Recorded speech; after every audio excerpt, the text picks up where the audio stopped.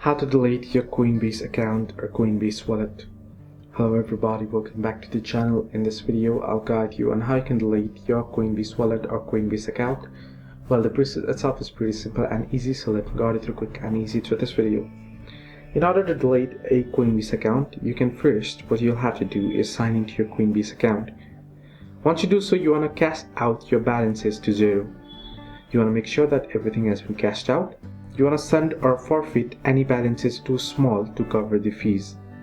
Then ensure all pending transactions are complete.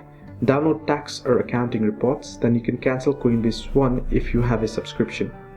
You can go to the close account piece. Simply open up your Coinbase and log into your account. And once you're logged in, you want to go to the delete account piece and select close account. Complete the 2 steps verification and remaining prompts, and you should be able to delete it.